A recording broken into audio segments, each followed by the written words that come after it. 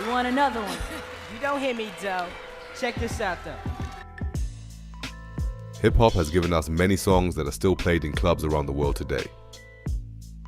But there is one 31-year-old song that I have heard everywhere in the world.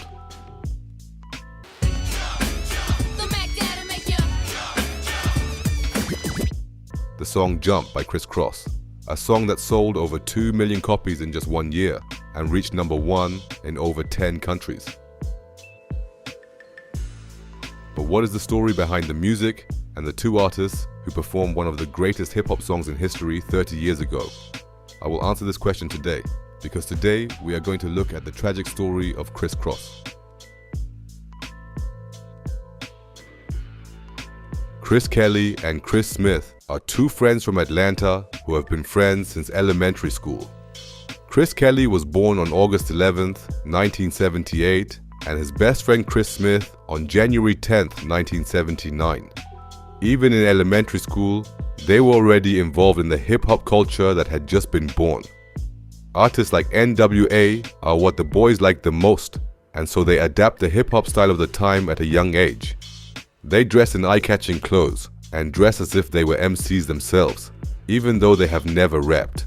And it is through their eye-catching clothing style that Jermaine Dupri takes notice of the two boys.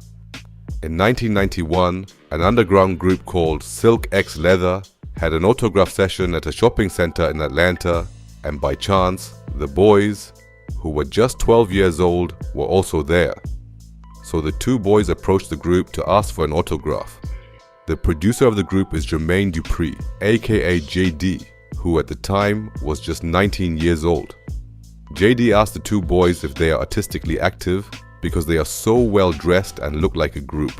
But the boys tell JD that they have never rapped before, even though they love hip-hop more than anything. JD is so fascinated by the boys' charisma that he asks them if they want to work with them. The two guys accept the offer without really knowing what to expect, so they get to work and meet almost regularly in the recording studio, where JD teaches the boys everything. They take on the rap names Mac Daddy and Daddy Mac. Together they were then christened Kris Kross by JD, who developed the beats, lyrics, flows and marketing for the boys. The upturned clothes were to become their trademark in the future. JD also arranged a deal with the label Rough House Records to make sure everything went perfectly. In February 1992, the first single, Jump, was released and was a huge success. The song stayed in the charts for over 2 months and climbed to #1 on the Billboard charts. It was the perfect prelude to the debut album Totally Crossed Out, which was released in the spring of 1992 and was a huge success. The album sold more than 4 million copies in the United States and more than 3 million in Canada. It even went gold in Australia. Kris Kross thus became the youngest rap duo in hip-hop history to be awarded gold and platinum. At this point, they are still going to a public school until the hype gets so big that they have to be taught privately. They have a hype that has never been seen before. They won awards, toured the world, and many teenagers, including me, dressed just like the boys. They even opened for Michael Jackson on his legendary Dangerous tour, and you can see the two guys in the Jam video clip. They also made a lot of guest appearances in the television world, and the boys' success meant that many young artists were suddenly being pushed by labels. Since Kris Kross is the #1 among teenagers, there are even small disputes between Kris Kross and other teenage rappers, such as the rap duo Illegal or the trio The Youngstars. The best promotion for the upcoming album by Kris Kross, called The Bomb, which was released in the summer of 1993 and entered the charts at #13. But this time, the album could only sell 1 million copies because unfortunately, they didn't have a crass hit single like Jump on the album this time, but they continued to be booked for shows. And what many don't know is that the two guys even got the brat to So So Def, who later became very successful.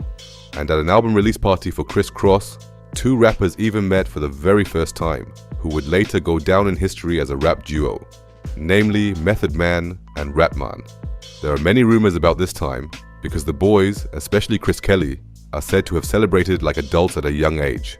For example, Chris Kelly allegedly had an affair with Jada Pinkett Smith when he was 14 and she was 21. Hollywood is just sick, isn't it? In 1996, 3 years after the last release, their third and actually last album entered the charts at number 15.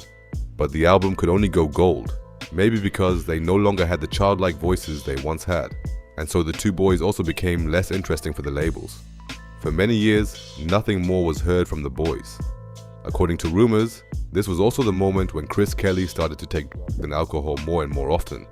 He allegedly smoked his first joint with Snoop Dogg at a very early age, thus gaining his first experience.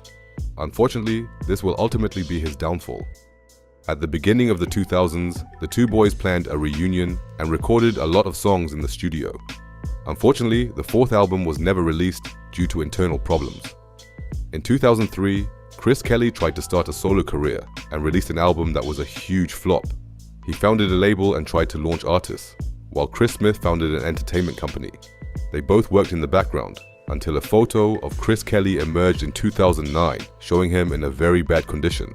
The reason for this is an autoimmune disease that Chris has been struggling with since childhood.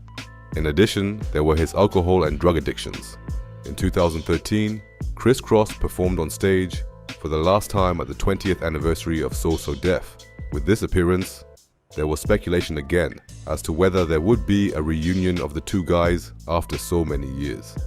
But unfortunately, the reunion will never happen. On April 2013, Chris Kelly released a video in which he can be seen rapping, or rather trying, because he was apparently so high that he could not even be understood properly. A day later, Chris Kelly was found unconscious in his apartment and immediately taken to the hospital. 2 days later, he unfortunately passed away at the age of just 34. A few weeks later, it was announced that an overdose had led to heart failure. Alcohol and many different, very strong drugs were found in his blood. The whole hip-hop world was shocked, but of course, his duo partner and best friend Chris Smith was hit hardest. He locked himself away for days and mourned. Since then, Chris Smith has occasionally released music, but apparently he has since quit his music career. Today, he has a fashion brand and is rarely seen in public. Kris Kross's fate is a perfect example of how people in Hollywood and the music industry treat kids and teenagers. After selling tens of millions of records, they should have been set for life. Instead, they were exploited and later thrown away. Rest in peace, Chris Kelly. Your voice still makes the club go off today.